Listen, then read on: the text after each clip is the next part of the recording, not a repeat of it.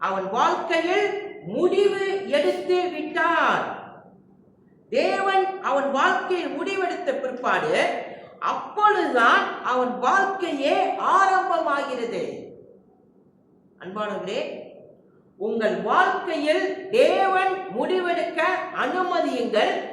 எப்பொழுது அனுமதிக்கிறீர்களோ அப்பொழுதுதான் உங்கள் வாழ்க்கையை தேவன் ஆரம்பிக்கிறார். அப்பொழுதுதான் தேவன் உங்களுடைய வாழ்க்கையை தன் கையிலே எடுத்துக்கொள்கிறார். கண்களை மூடி ஜெபம் செய்வோம். மகிமையும் கிருபையும் உள்ள அன்பின் தேவனே, எந்த விதமான நல்ல எண்ணங்களும் நல்ல இருதயமும் நல்ல தன்மையும் இல்லாத ஒரு மனிதன் தான் யாக்கோபு ஆண்டவரே. ஆனால் அப்படிப்பட்ட யாக்கோபை கர்த்தாவே நீர் உருவாக்குகிறீர், நீர் அவனை செதுக்குகிறீர், நீர் அவனை மாற்றுகிறீர், நீர் அவனை விசுவாசத்தில் செயல்பட வைக்கிறீர். கடைசியில் உம்மிடத்துக்கே யாக்கோபு வந்து சேர்கிறான் ஆண்டவரே. நீ சர்வ வல்லமையுள்ள தேவன், அதே வேளையில் மனிதன் பொறுப்புள்ளவன் ஆண்டவரே. அந்த ரெண்டு சத்தியத்தையும் இந்த இடத்திலே நாங்கள் பார்க்கிறோம். யாக்கோபும் தேவனும், தேவனும் யாக்கோபும். இயேசுவே, இந்த செய்தியை ஆசீர்வதியும், எங்கள் இருதயத்தை ஆயத்தப்படுத்தும், உமக்கு கீழ்ப்படிந்து வாழ எங்களுக்கு உதவி செய்யும். இந்த நேரத்தை ஆசீர்வதிக்க ஜெபிக்கிறோம். இயேசு கிறிஸ்துவின் இனிய நாமத்தில் கேட்கிறோம் ஜீவனுள்ள நல்ல பிதாவே, ஆமென். செய்தியினுடைய 2 குறிப்பு.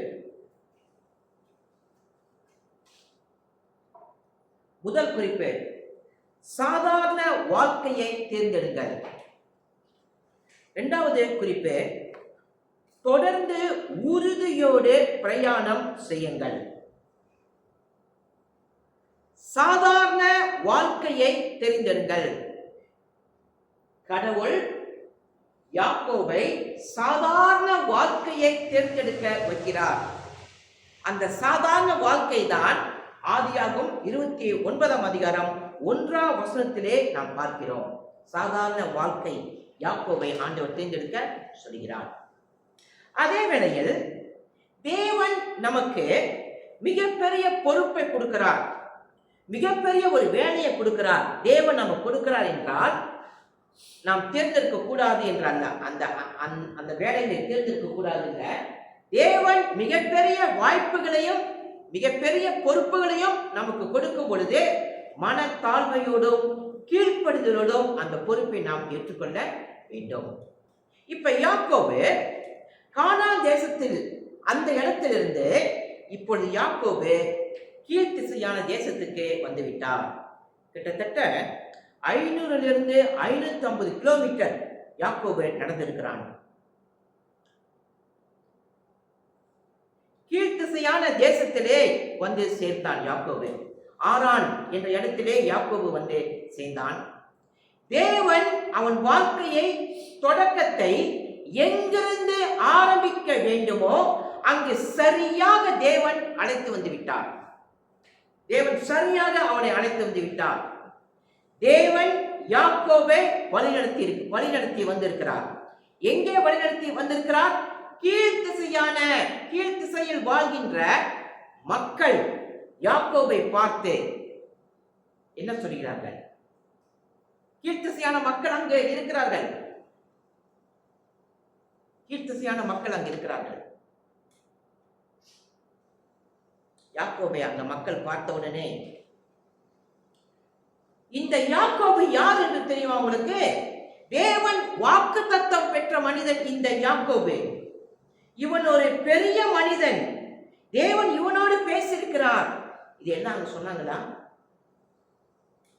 யாராவது சொன்னாங்களா? யாக்கோபை பார்ப்பதற்கு தேவனுடைய வாக்குத்தத்தம் பெற்ற மனிதன் இவன். யாராவது பார்த்து, யாராவது பேசி அவனை பார்த்து வரவேற்பு கொடுத்தாங்களா? எதுவுமே இல்லை. ஆனால் தேவன் யாக்கோபை வழிநடத்தியிருக்கிறார் என்று அங்கே யாருக்குமே தெரியாது. யாருக்குமே தெரியாது. தேவன் யாக்கோபோடு பேசியிருக்கிறார், தேவன் யாக்கோபை வழிநடத்தியிருக்கிறார், தேவன் யாக்கோபுக்கு வாக்குத்தத்தம் கொடுத்திருக்கிறார். யாருக்கு தெரியும்? யாருக்குமே தெரியாது. இதேதான் தேவன் உங்களை வழி நடத்துகிறார் என்று மற்றவர்களுக்கு தெரியாது. அதே வேளையில் சில நேரங்களில் உங்களுக்கும் கூட தெரியாது தேவன் என்னை வழி நடத்துகிறார் என்று. சரி, எப்படி தெரிந்து கொள்வது தேவன் என்னை வழி நடத்துகிறார் என்று? காரணம், என் ஆத்துமா, நான் வாழக்கூடிய இந்த உலகத்தில் என் ஆத்துமா, என்னுடைய சரீரம் தேவனை தேடுகிறதா? என்னுடைய வாழ்க்கை தேவனுக்கு முதலிடம் கொடுக்கிறதா? தேவனுடைய ஆவிக்குரிய விஷயங்களில் நான் வாஞ்சையாக இருக்கிறேனா? இது எல்லாம் தான் முடிவெடுக்க முடியும். என்ன முடிவெடுக்க முடியும்னா, தேவன் என்னை வழி நடத்துகிறார் என்று. தேவன் வழி நடத்தவில்லை என்றால் என்னுடைய ஆவியும் என்னுடைய ஆத்துமாவும் என் இருதயமும் தேவனை வாஞ்சிக்காது. அப்ப தேவன் என்னை வழி நடத்துகிறார் என்றால் என்னுடைய இருதயம், என் ஆத்துமா தேவன் மேல் வாஞ்சையா இருக்கும். அப்ப தேவன் மேல் வாஞ்சையா இருக்கிறது என்றால் தேவன் என்னை வழி நடத்தி கொண்டிருக்கிறார். தேவன் என்னோடு கூட இருக்கிறார். ஆனா எப்படி வழி நடத்துகிறார்? முதல் சத்தியத்தை பாருங்கள். சாதாரண வாழ்க்கையை தேர்ந்தெடுங்கள். Choose a simple life. எப்படி வழி நடத்துகிறார்?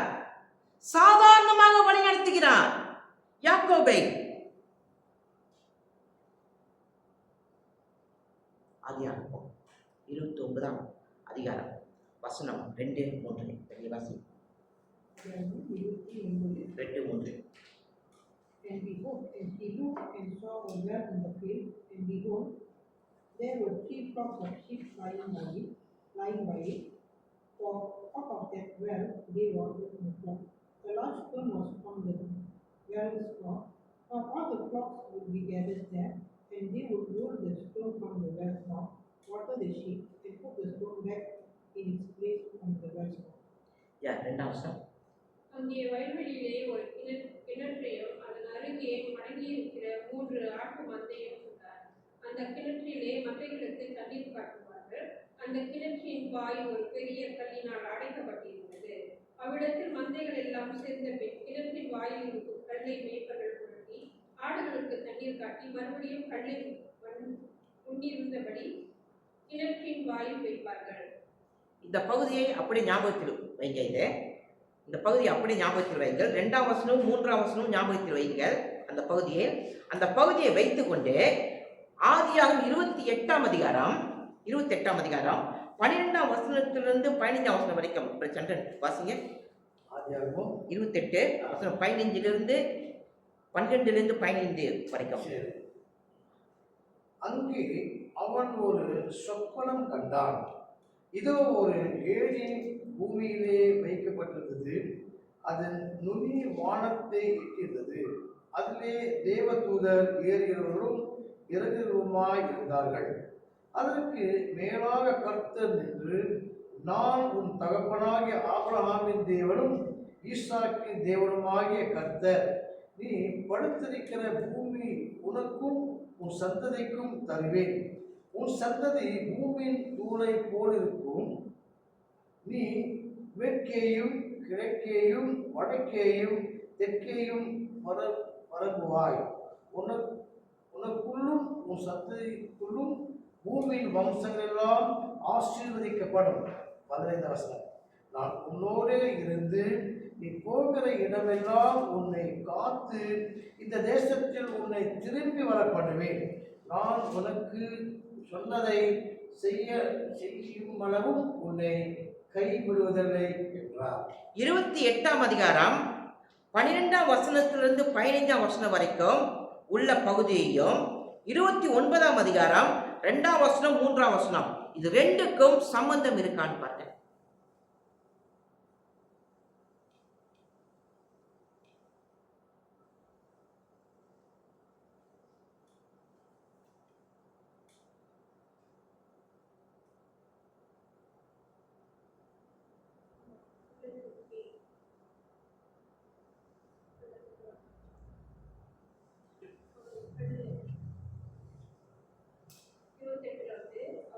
கல்லு கல்லு கல்லு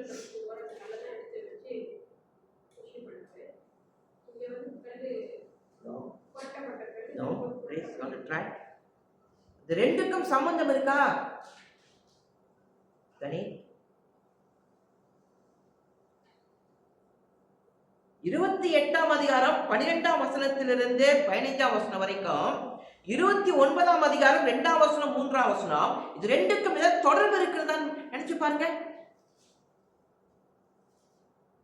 சம்பந்தம் இருக்கா எஸ்தர்? ஏன் சம்பந்தம் இல்லை எஸ்தர்?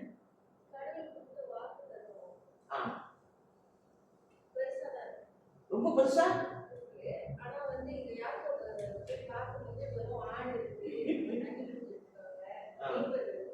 சம்பந்தம் இருக்கா எஸ்தர்? இது சம்பந்தம் இருக்கா? சம்பந்தம் இருக்கா? ஏதாவதுமே சம்பந்தமே இல்லை. 28ஆம் அதிகாரத்திலே யாக்கோபு பரலோக காட்சியை பார்க்கிறான், தேவ தூதர்களை பார்க்கிறான், தேவனின் வாக்குத்தத்தத்தை அவனுக்கு கொடுக்கப்படுகிறது. என்ன வாக்குத்தத்தம்? நான் உன்னோடு இருப்பேன், நீ போகும் இடமெல்லாம் உன்னை காத்துக் கொள்வேன், உன்னை திரும்பவும் அழைத்து வருவேன், உன்னை கைவிடுவதில்லை என்று எவ்வளவு பெரிய வாக்குத்தத்தம் ஆண்டவர் அவனுக்கு கொடுத்திருக்கிறார். ஆனால் அவன் போய் பார்க்கிறான், 2ஆம் வசனமும் 3ஆம் வசனமும் 29ஆம் அதிகாரத்துல ஒரு கிணறு, அந்த கிணறு ஒரு மூடி இருக்கிறது, அங்க இருக்கிற ஆட்டு மந்தை. பரலோகத்தை காட்சியை பார்த்து விட்ட பிற்பாடு அவன் எதை பார்க்கணும்? அடுத்தது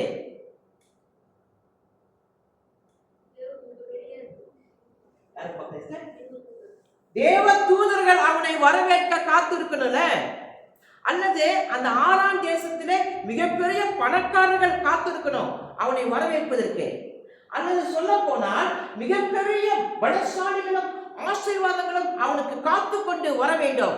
ஒரு அரண்மனை வாழ்க்கை அவனுக்கு ஆரம்பமாக வேண்டும், அல்லது பெரிய ராஜா அவனை வரவேற்றிருக்க வேண்டும், பெரிய ஆசீர்வாதங்கள் அவனுக்கு வந்திருக்கணும். இது எல்லாத்தையும் விட்டு ஒரு கிணறு, அந்த கிணறு மூடி இருக்கிறது, ஆட்டு மந்தை இவரை பார்க்கிறான். ஏன் சொல்லி பார்க்கிறான்? சத்தமா சொல்லு. சாதாரண வாழ்க்கை யார் தொடங்குறார்? தேவன் யாக்கோபுக்கு தொடங்கி வைக்கிறார், தொடங்கி வைக்கிறார். ஆனால் அவன் பார்த்தது எது? ஆனால் அங்கு நடப்பது எது? கிணறு, சாதாரண கிணறு மூடி. ரெண்டுக்குமே தொடர்பில்லை. இதுதான் தேவனின் வழி நடத்துதல்.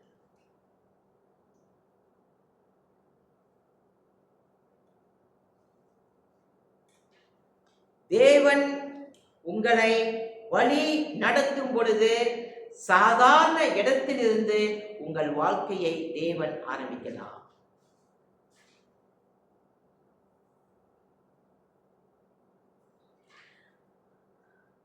யாக்கோபு கீழ்த்திசையான தேசத்திலே போய் நிற்கிறாரு, ஆறான்ல நிற்கிறாரு.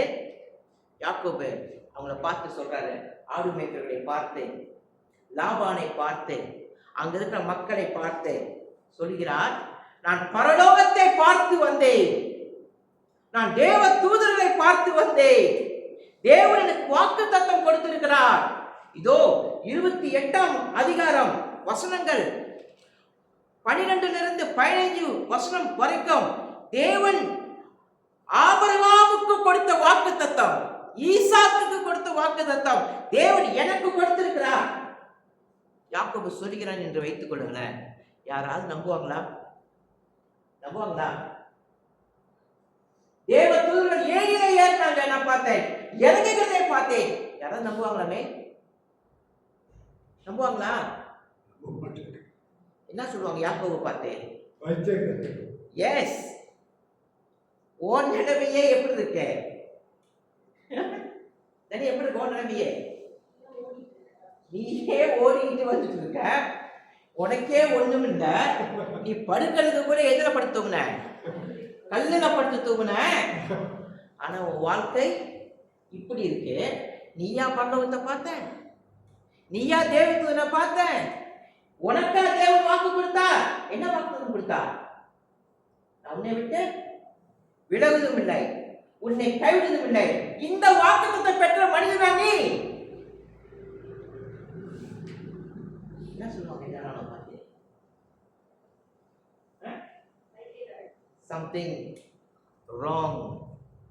Something wrong. அம்மா விளங்குதாமா உங்களுக்கு நான் சொல்றது? சாதாரண வாழ்க்கை யாக்கோபை ஆண்டவர் வழி நடத்துகிறார்.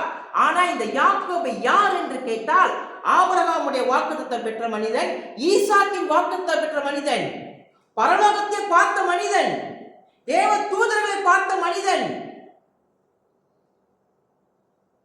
ஆபிரகாமுக்கு கூட ஆண்டவர் இப்படிப்பட்ட ஒரு தரிசனத்தை கொடுத்தாரா? வேதத்தில் யாருக்குமே கொடுக்கல. இப்படிப்பட்ட வாக்குத்தத்தம் யாக்கோபுக்கு மட்டுமே கொடுத்தார். அப்படி வாக்குத்தத்தம் பெற்ற மனிதன் எதை பார்க்கிறான்? ஜெயா எதை பார்க்கிறான்? 29ஆம் அதிகாரம் 2ஆம் வசனம் 3ஆம் வசனம். ஆடு பார்க்கிறான். ஆடு மேய்க்கிறவங்களை பார்க்கிறான். கிணற பார்க்கிறான். சாதாரண வாழ்க்கை, சாதாரண வாழ்க்கை, சாதாரண வாழ்க்கை. தேவன் உங்களை சாதாரண வாழ்க்கையில் வழி நடத்தும் பொழுது என்ன செய்ய? ஏற்றுக்கொள்ளுங்க.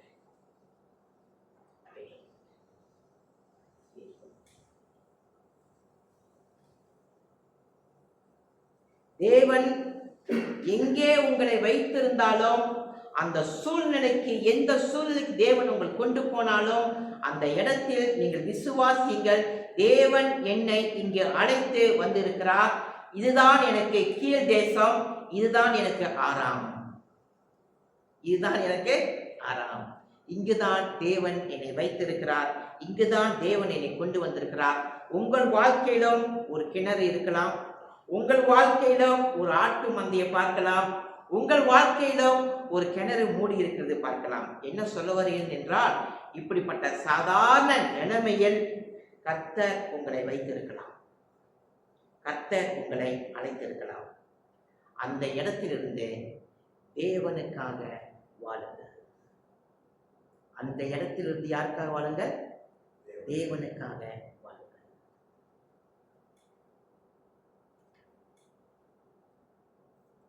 இரண்டாவது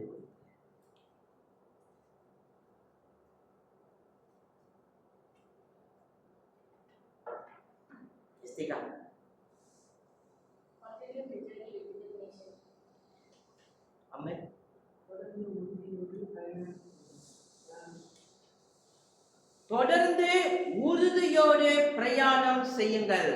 Continue to journey with determination. யாக்கோபு இந்த இடத்திலே 3 கேள்விகளை கேட்கிறான். 3 கேள்விகளை யாக்கோபு கேட்கிறான். நீங்க அந்த பகுதியை படிச்சீங்க, அந்த பகுதியை வாசிச்சீங்க, அந்த பகுதியை டிஸ்கஷன் பண்ணீங்க. ஆனா அந்த 3 கேள்வி நீங்க பார்த்தீங்களான்னு தெரியல. சரி, முதல் கேள்வி எஸ்தர்,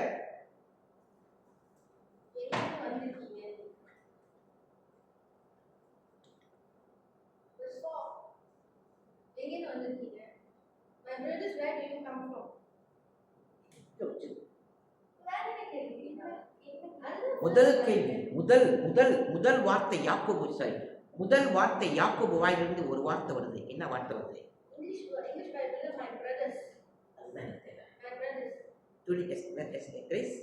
என்ன வார்த்தை தமிழ்ல? Very good. என்ன வார்த்தை வருது?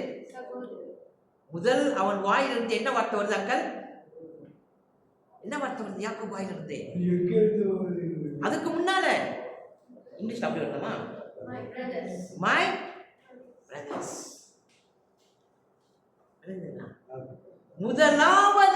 முதலாவதாக யாக்கோபு கேள்வி கேட்கிறான், சகோதரரே எவ்விடத்தான்? முதல் பயன்படுத்தக்கூடிய வார்த்தை என்ன? சகோதரர். பயன்படுத்தக்கூடிய வார்த்தை அது. சரி, இரண்டாவது கேள்வி என்ன? கிரேஸ்,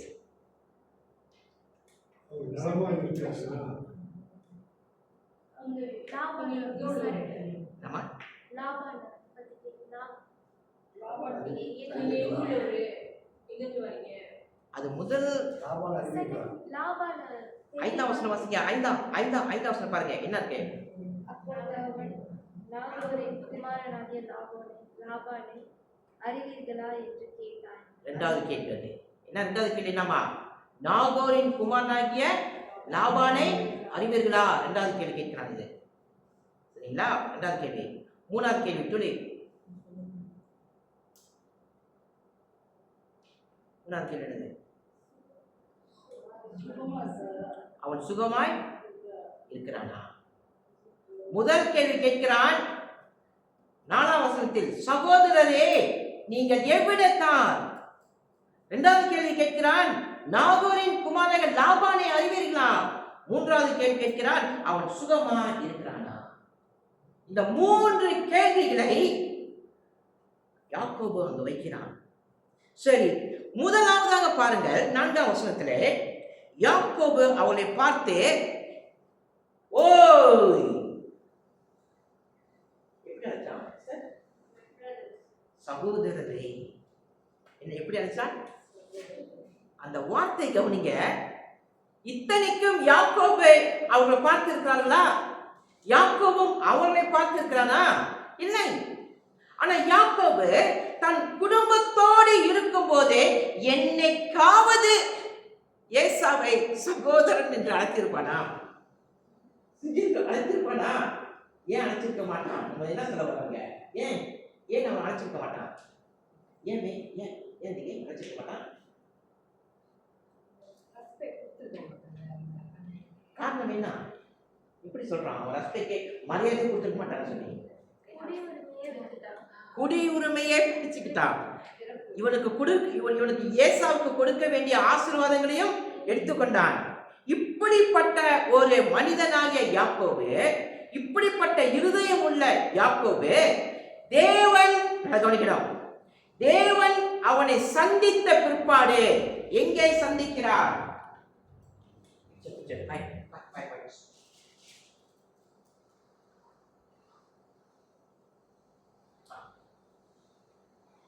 ஆதியாகமம் 28ஆம் அதிகாரம் 12ஆம் வசனத்திலிருந்து 15ஆம் வசனம், 12 15 வரைக்கும் காட் இங்கே தேவன் அவனை சந்தித்த பிற்பாடு அவன் வாழ்க்கை ஆரம்பமாகுது. எப்படி ஆரம்பமாகுது? அந்த சொல்றாரு பாருங்க. முதல் 4ஆம் வசனத்துல, சகோதரரே. அற்புதமான ஒன்றா இருக்குல்ல. தேவன் அவனை சந்தித்த பிற்பாடு, தேவனை அவன் ஆராதித்த பிற்பாடு ஒரு சகோதர இருதயமாக அவனுக்கு மாறுது. அப்படின்னா என்ன அர்த்தமே? என்ன அர்த்தம்? பிகினிங்ல அவனுடைய வாழ்க்கையில் மனம் திரும்புதல் ஆரம்பமாகி விட்டது. அவனுடைய வாழ்க்கையை பாருங்க. அவன் வாழ்க்கையில் மனம் திரும்புதல் ஆரம்பமாகிவிட்டது. எப்பொழுது ஆரம்பமாகிவிட்டது? என்றைக்கு தேவன் அவனை சந்தித்தாரோ அன்றைக்கு அவன் வாழ்க்கையில் மனம் திரும்புதல் ஆரம்பித்து விட்டது.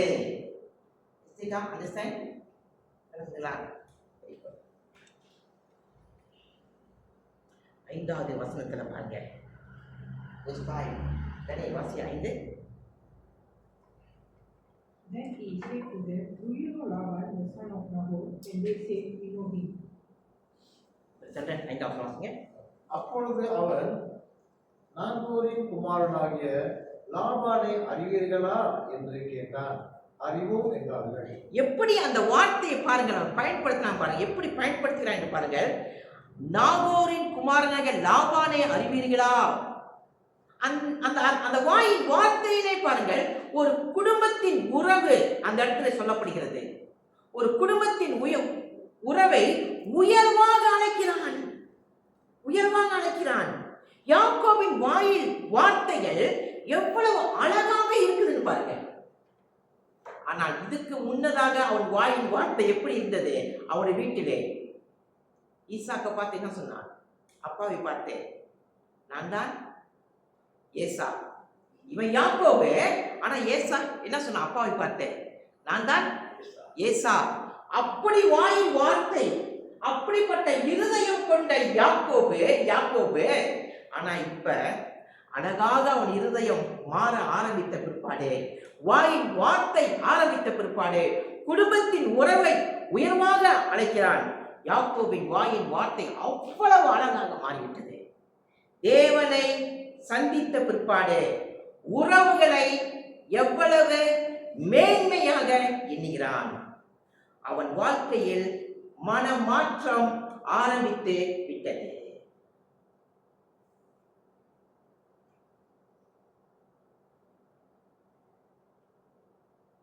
தேவன் உங்களை சந்தித்த பிற்பாடு, நீங்களும் தேவனை சந்தித்த பிற்பாடு, இந்த ரெண்டு உறவும் என்ன செய்யும் தெரியுங்களா? நம்முடைய வாழ்க்கையே மாற்ற ஆரம்பிக்கும்.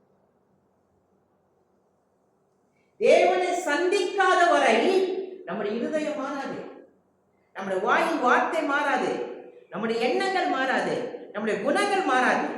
ஆனா என்றைக்கு தேவனை சந்தித்தோமோ அன்றைக்கு நம்முடைய குணங்கள் மாற ஆரம்பிக்கும், வாழ்க்கையில் மனம் திரும்புதல் வர ஆரம்பிக்கும், நம்முடைய வாழ்க்கையிலும் நடத்தையிலும் செயல்களிலும் மனம் திரும்புதல் ஆரம்பிக்கும். இதேதான் சபையின் உறவை மேன்மையாக எப்பொழுது எண்ணுவோம்? சபையின் உறவை எல்லாவற்றிலும் மிக உயர்ந்ததாக எப்பொழுது எண்ணுவோம் தெரியுங்களா? என்றைக்கு இயேசு கிறிஸ்துவை என் வாழ்க்கையிலே முன் வைக்கிறேனோ அன்றைக்கு தான் சபையின் உறவையும் மேன்மையாக எண்ணுவேன். யாரை முன்னுக்கு வைக்கிறோம்? யாரை முன்னுக்கு வைக்கிறோம்? வாழ்க்கையில இயேசு கிறிஸ்துவை முன்னுக்கு வைக்கணும். இயேசுவை முன்னுக்கு வைத்தால் சபையின் உறவு நமக்கு மேன்மையாக காணப்படும். இரண்டாவது கேள்வி, நாகோரின் குமாரன் லாபானை அறிவீர்களா? ஞாபகம் எடுத்துக் கொள்ளுங்க. நான் 3 கேள்வி நான் பதில் கேட்பேன். 3 கேள்வி என்னன்னு கேட்பேன். மூன்றாவது 6ஆம் வசனம் தேவி ஒன்று தான் கேட்பேன். 3 கேள்விக்கு 6ஆம் வசனம் சொலோமன் வாசியா. verse 6.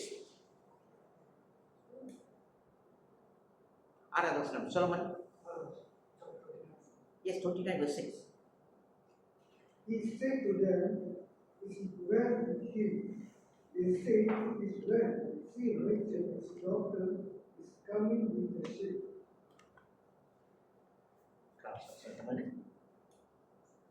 அவன் சுகமா இருக்கிறானா என்று விசாரித்தான். அதற்கு அவர்கள், சுகமா இருக்கிறான்.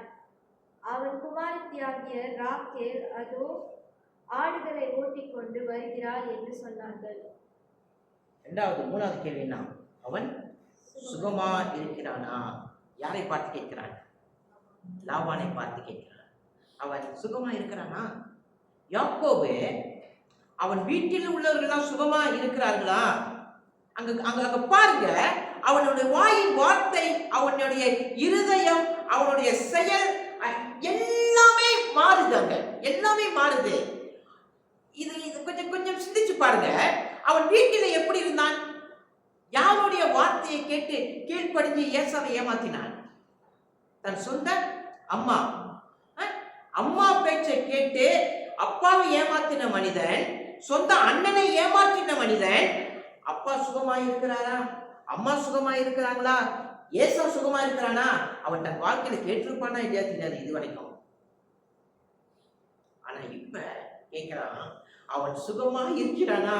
லாபான் சுகமா இருக்கிறானா என்று சொல்லி.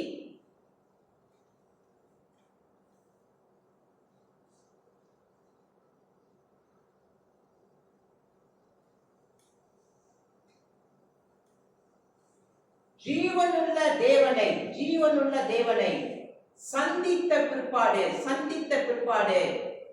அவன் வாழ்க்கை ஆரம்பமாகிவிட்டது. ஆரம்பம் தொடங்கிவிட்ட பிற்பாடு சாதாரண ஒரு வாழ்க்கை, சிம்பிளான வாழ்க்கையை கொண்டு வந்து வைக்கிறாரு.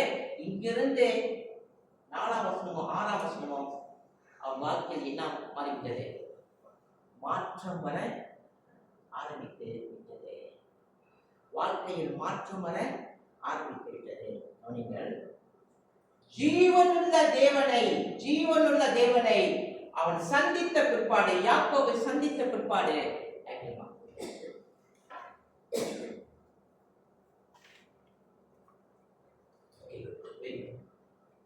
ஜீவனுள்ள தேவனை இந்த யாக்கோபு சந்தித்த பிற்பாடு அவன் வாழ்க்கையே யாக்கோபு தேவனை சந்தித்த பிற்பாடு, இவர் யார்? ஜீவனுள்ள தேவன்.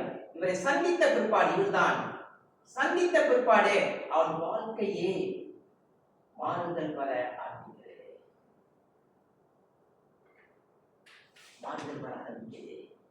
இப்படிப்பட்ட மாறுதல் அவன் வாழ்க்கையில வர ஆரம்பிக்கிறது. ஒரு மனிதன் ஜீவனுள்ள தேவனை சந்தித்து விட்டால் முழு இருதயமும் தேவனை தேட ஆரம்பிக்கும், தேவனை ஆராதிக்க ஆரம்பிக்கும். அதே வேளையில் அவனுடைய குணம் மாறும், அவன் தன்மைகள் மாறும், அவன் செயல்கள் மாறும், அவன் வாழ்க்கையே மனம் திரும்ப ஆரம்பிக்கும். காரணம் என்ன தெரியுமா? பரிசுத்த வாழ்க்கை அவனுக்குள் தொடங்கிவிட்டது. தேவன் அவனை பிடித்து விட்டார், அவனும் தேவனை பிடித்து விட்டான். யார் யாரை பிடிச்சார்? ஒன்று கேள்வி, அது கேள்விதான்.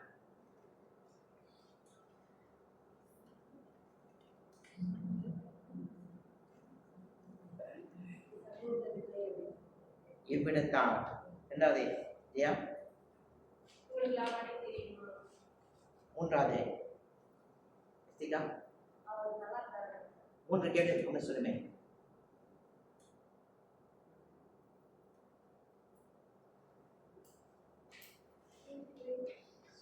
சிலன் முதல் கேள்வி, சிலன் முதல் கேள்வி. சகோதரரே எவ்விடத்தார்? இரண்டாவது கேள்வி, நாகோரின் குமாரர்கள் லாபானை அறிவீர்களா? மூன்றாவது கேள்வி, அவன் சுகமாய் இருக்கிறானா? மூன்று கேள்வி யாரு சொல்லப்படாங்க?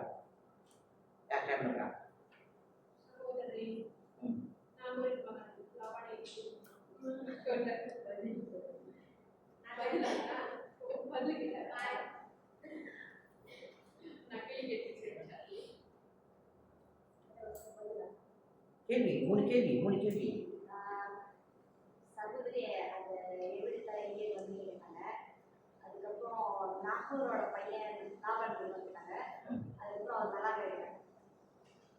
சகோதரரே எவ்விடத்தார்? நாகோரின் குமாரன் லாபானை அறிவீர்களா? மூன்றாவது, அவன் சுகமா இருக்கிறானா? இந்த மூன்று கேள்வியை நாம் பார்க்கும் பொழுது கொஞ்சம் சிந்தித்து பாருங்க, கொஞ்சம் சிந்திச்சு திங்க் பண்ணி பாருங்க. எத்தனை மைலிலிருந்து எத்தனை மைல் வரைக்கும் கடந்து வந்தவன் அவன்? எத்தனை மைலிலிருந்து எத்தனை மைல் வரைக்கும் கடந்து வந்தவன்?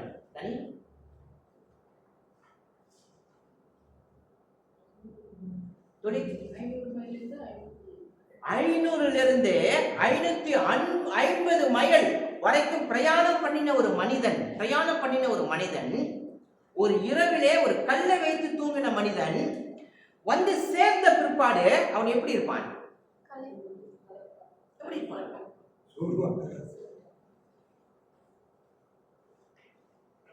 சோர்வாக இருப்பான், களைப்பாக இருப்பான். இவ்வளவு தூரத்துக்கு நான் நடந்து வந்திருக்கேனே என்று சொல்லி. ஆனால் 500 550 கிலோமீட்டர் வரைக்கும் நடந்து வந்த பிற்பாடு நம்பிக்கை இல்லாத ஒரு வார்த்தை அவன் வாயிலிருந்து வந்துச்சான். என் வாழ்க்கை என்ன ஆக போகுதுன்னு தெரியல, என் நிலைமை என்ன ஆக போகுது தெரியல, என் எதிர்காலம் எங்க போய் முடிப்பது எனக்கு தெரியல, என் வாழ்க்கையில் நிச்சயம் இல்லை, 550 கிலோமீட்டர் நடந்து வந்துட்டேன், அப்பா அம்மா விட்டுட்டு வந்துட்டேன், இங்க எனக்கு என்ன அப்படியே சிந்திச்சான்? இல்ல. அந்த 3 கேள்வியை அவன் கேட்கும் பொழுதே நமக்கு தெரிகிறது தேவன் என்னோடு இருக்கிறார். அந்த நம்பிக்கை அவனுக்குள் இருக்கிறதுவே இருந்ததுனால தானே இந்த 3 கேள்வி கேட்டான். அப்படி இல்லைன்னா அவன் வந்தோம் நாங்க எப்படி இருந்திருப்பான்? அவ்வளவுதான். நைட்ல தூக்கம் சரியா பத்தல, அது கல்லை வச்சு படுத்திருந்தேன், எனக்கு ஒண்ணுமே முடியல, என்ன செய்யுங்க எல்லாரும், என்ன தூக்கிட்டு போங்க லாபான் வீட்டுக்கு, ஏன்னா நடந்து வந்திருக்கேன், பாதை கூட எனக்கு தெரியல, என்ன கூட்டிட்டு போங்க. ஆனால் தேவன் அவனோடு இருக்கிறார் என்ற நம்பிக்கை அவனுக்குள் ஆரம்பித்த உடனே தேவன் அவனுக்கு கொடுத்த வாக்குத்தத்தம் அதன் மேல் விசுவாசம் வந்துவிட்டது. அப்படி விசுவாசம் வந்ததினால்தான் அவனுடைய வாழ்க்கை உற்சாகமா இருக்குல்ல. உற்சாகம் மட்டுமல்ல, அவனுடைய இருதயம் வெளிப்படுது, அவன் வாயின் வார்த்தை வெளிப்படுது. எப்படி இதெல்லாம் தெரியுது? தேவன் எனக்கு வாக்குத்தத்தம் கொடுத்திருக்கிறார், தேவன் என்னை கைவிட மாட்டேன் என்று சொல்லியிருக்கிறார், தேவன் உன்னை விட்டு விலகுவதில்லை என்று அவர் வாக்கு கொடுத்திருக்கிறார். இது எல்லாம் தேவன் எனக்கு கொடுத்த பிற்பாடு அந்த தேவன் என்னை ஒரு சாதாரண கிணற்றில கொண்டு போனா என்ன, கிணற்று மூடி இருந்தா என்ன, ஆட்டு மந்தைய பார்த்திருந்தா என்ன, பாவத்தில் விழுந்த மனிதன் யார்? யாக்கோபு. ஆனால் தேவன் என்னோடு இருக்கிறார், தேவன் என்னோடு இருக்கிறார். இந்த 3 கேள்வியும் எதை வெளிப்படுத்துது? செயல்.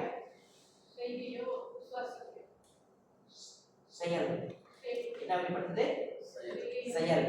இந்த செயல் அவன் செய்கிறான் என்றால் சில என்ன அவனுக்குள்ள வந்துருச்சு? என்ன வந்துருச்சு? தமிழ் என்ன விட்டு தமிழ் என்னது? அவனுக்குள்ள என்ன வந்துருச்சு? வீட்டுல இருக்கும் போது விசுவாசியா இருந்தானா? சரி, இல்ல எப்படி இருந்தான்? வீட்டுல இருக்கும்போது ஒரு பொய்க்காரனா இருந்தான், ஏமாற்றக்காரனா இருந்தான், பொல்லாதவனா இருந்தான். ஆனா இப்ப செயல் எப்படி வந்தது? விசுவாசத்தில் வந்தது. விசுவாசத்தில் வந்தது. அந்த 3 தன்மை.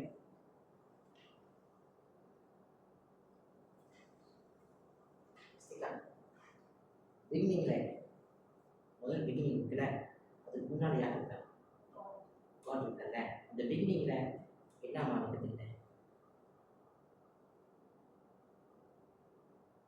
போன பாதை எப்படி தெரியாது, பட் அவன் கடவுள் மேல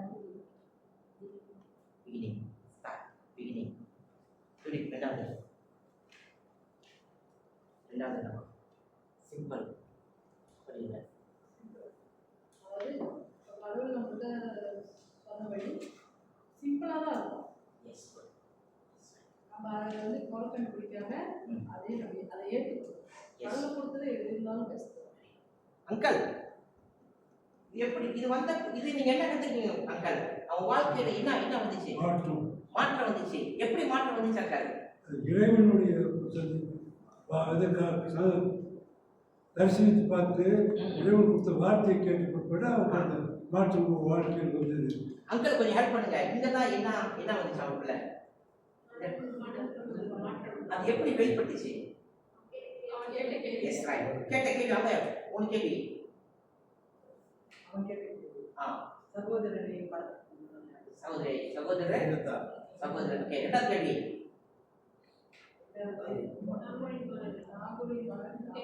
நாகோரங்களுக்கு தெரியுமா? ரெண்டாவது கேள்வி. மூணாவது கேள்வி. இந்த 3 கேள்வியும் கேட்கும் போது அவன் வாழ்க்கையிலே மாற்றம் ஆரம்பித்து விட்டது. சேஞ்ச் வர ஆரம்பித்தது. அந்த மாற்றம் தான் செயல் வெளிப்பட்டது. செயல் வெளிப்பட்டது. செயல் தேவனுடைய சித்தமானார் பார்க்கலாம். எப்படி அது செயல்பட்டது? அது எப்படி செயல்பட்டது? 7ஆம் வசனத்தை வாசித்து பியூட்டிஃபுல்லா இருக்காது. He said, behold, it is still 5 days. It is not time for the livestock to be gathered together. Water the sheep and go pasture them. 4 காரியங்கள் அங்கு அடங்கியிருக்கிறது. 4 காரியங்கள் அடங்கியிருக்கிறது. விளங்குதுங்களா?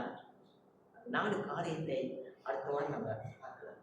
அன்பானவர்களே, இந்த செய்தியின் மூலமாக இதோ இந்த 5 காரியத்தின் மூலமாக அவன் மறுபடியும் யாரிடத்திலே திரும்புகிறான்? தேவனிடத்திலே திரும்புகிறான். மறுபடியும் தேவனிடத்திலே அவன் திரும்புகிறான். அங்க பாருங்க, இத்தனைக்கும் யாக்கோபு யார்? பாவத்தில் விழுந்த ஒரு மனிதன் தான், ஏமாற்றின ஒரு மனிதன் தான், பொய் சொன்ன ஒரு மனிதன் தான். அப்படிப்பட்ட மனிதனாக இருந்தாலும் தேவன் அவனை கைவிட்டு விட்டாரா? தேவன் அவனை பார்த்து எனக்கு நீ வேணான்னு சொல்லிட்டாரா? தேவன் அவனை பார்த்து சபிச்சிட்டாரா? தேவன் அவனை பார்த்து நீ போன்னு சொல்லிட்டாரா? அவனுடைய வாழ்க்கையை தான் ஆரம்பிச்சார். அவனுடைய வாழ்க்கையை தான் ஆரம்பிச்சார். அந்த வாழ்க்கையை ஆரம்பித்த தேவன் சாதாரணமா கொண்டு வராரு. ஏன் சாதாரணமா கொண்டு வராரு தெரியுங்களா? அவனை உருவாக்குகிறார், அவனை செதுக்குகிறார், அவனை உடைக்குகிறார், செதுக்குகிறார், உடைக்கிறார். உடைத்த பிற்பாடு அவன் வாழ்க்கையில மாற்றங்கள் வருது. மாற்றங்கள் வந்த பிற்பாடு செயலில் அதை காண்பிக்கிறான். தேவனிடத்திலே அவன் போகிறான். ஆகவே நம்முடைய வாழ்க்கையில கூட, உங்கள் வாழ்க்கையில கூட எது உங்களுக்கு திசை? எது உங்கள் வாழ்க்கையிலே காரணம்? இது உங்கள் வாழ்க்கையிலே தேவன் உங்களை உருவாக்க, செதுக்க அனுமதியுங்கள். அனுமதியுங்கள். அப்பொழுதுதான் தேவன் உங்கள் வாழ்க்கையிலே முடிவெடுப்பார். அப்பொழுதுதான் தேவன் உங்கள் வாழ்க்கையிலே முடிவெடுப்பார். அன்பானவர்களே, 2000 ஆண்டுகளுக்கு முன்பே, இந்த 2000 ஆண்டுகளுக்கு முன்பே ஒருவர் தேவன் தன் வாழ்க்கையில் முடிவெடுக்க அனுமதித்தார். 2000 ஆண்டுகளுக்கு முன்பே ஒருவர் தேவன் தன் வாழ்க்கையிலே முடிவெடுக்க அனுமதித்தார். என் வாழ்க்கையில தேவன் என்ன முடிவு என்றாலும் சரி எடுக்கட்டும் என்று அவர் அனுமதித்து விட்டார். தேவன் எடுத்த முடிவை என்ன தெரியுங்களா? பிலிப்பியர் 2ஆம் அதிகாரம் 7ஆம் வசனம். Philippians chapter 2 verse 7.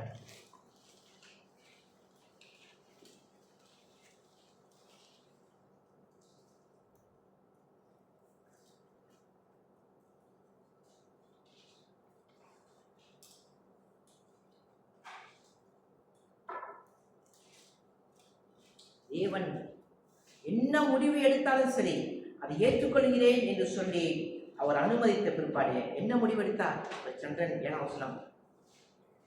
தம்மை தாமே வெறுமையாக்கி அடிமையின் ரூபம் எடுத்து மனுஷ சாயலானார். என்ன முடிவு தேவன் எடுக்க சொன்னார் தெரியுங்களா? உம்மை வெறுமையாக மாற்ற வேண்டும், நீர் அடிமையாக மாற வேண்டும், நீர் மனுஷ சாயலாக வேண்டும். தேவன் ஒரு முடிவெடுக்கிறார். இவர் யார்? இவர் யார்? இவர் சர்வத்தையும் படைத்த இயேசு கிறிஸ்து. இயேசு கிறிஸ்துவாகிய தேவன் பிதா அவர் மேல் முடிவெடுக்க அனுமதிக்கிறார். அவர் மேல் முடிவெடுக்க அனுமதித்த உடனே பிதா என்ன மாதிரி முடிவெடுத்தார்? இந்த பூமியிலே வந்து நீ தேவகுமாரனாக வாழ வேண்டும், தேவனா வாழ வேண்டும். அப்படியே முடிவெடுத்தார். அங்கு கற்களை கொடுத்தார், முல்லை கொடுத்தார், குழியை கொடுத்தார், சிலுவையை கொடுத்தார். சிலுவையை கொடுத்தார். என்ன முடிவெடுத்தார்? நீ வெறுமையாக மாற வேண்டும், அடிமையாக மாற வேண்டும், மனுஷ ரூபம் எடுக்க வேண்டும், மனுஷர் சாயலாக வேண்டும். அந்த முடிவை இயேசு கிறிஸ்து அனுமதித்தாரா? அனுமதிக்கலையா? எங்கே அனுமதித்தார்? சிலுவையில் அனுமதித்தார். சிலுவையில் அனுமதித்தார். அப்படி சிலுவையில் அனுமதித்தவுடன் இப்பொழுது தேவன் ஒரு முடிவெடுத்தார் இயேசுவுக்காக. என்ன முடிவு திரும்ப எடுத்தாருமா? 9ஆம் வசனம். 9ஆம் வசனத்தை பாருங்க. பிலிப்பியர் 2:9. எஸ்தர் இங்கிலீஷ் வாசிங்க. Therefore God has highly exalted him and bestowed on him the name that is above every name. தேவசிமா தமிழ்ல. அதனால் தேவன் எல்லாவற்றுக்கும் மேலாக அவரை உயர்த்தி. இப்ப தேவன் எடுத்த முடிவு எப்படி பாருங்க? எல்லாவற்றுக்கும் மேலாக அவரை உயர்த்தி, எல்லாவற்றுக்கும் மேலாக அவரை உயர்த்தினாராம். பாருங்க, இயேசு அவர் மேல் முடிவெடுக்க அனுமதித்தாரு. அந்த முடிவு வெறுமையாகவும் மனிதனாகவும் சாதாரணமாகவும் இருந்தது. அதை ஏற்றுக்கொண்டார். ஏற்றுக்கொண்ட பிற்பாடு இப்ப தேவன் ஒரு முடிவெடுக்கிறார். அவருக்கு என்ன முடிவெடுத்தார்? எல்லா நாமத்துக்கு மேலாக அவர் நாமத்தை உயர்த்தினார். பிரசங்கத்தை முடிக்கும் போது 2 கேள்வியோட முடிக்கிறேன். உங்கள் வாழ்க்கையில்